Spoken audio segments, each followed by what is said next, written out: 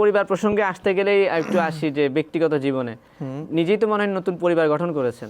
হ্যাঁ ভাই, হ্যাঁ, একটু শুনতে চাই। বিয়ে হ্যাঁ করেছেন? বিয়ে করে ফেলেছি, রিসেন্টলি আমি বিয়ে করেছি হুম। এন্ড আলহামদুলিল্লাহ খুব ভালো আছি আর কি।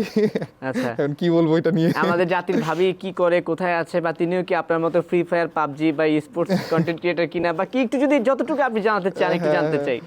আসলে ওইভাবে করে তো কোনো জায়গাতে এই জিনিসগুলো বলিনি, কিন্তু হ্যাঁ উনি উনি ও আমার ওয়াইফ কোনো দিক দিয়ে অনলাইনের কোনো গেমিং এর দিক দিয়ে নেই। আচ্ছা, এন্ড আর কি বলবো, অ্যারেঞ্জ ম্যারেজ হয়েছে। পারিবারিক বিয়ে, প্রেমের পারিবারিক বিয়ে না? না না, কনফার্ম? প্রেমের বিয়ে না। হ্যাঁ হ্যাঁ শিওর, আচ্ছা, ঠিক আছে, একেবারে হ্যাঁ। 100% ভাবে অ্যারেঞ্জ ম্যারেজ হয়েছে। এই আর কি। এরপরে এরপরে আর কিছু বলবেন না? উনি কি জানে আপনি যে ট্রিপলার, মানে ভাবি কি জানে আপনি ট্রিপলার?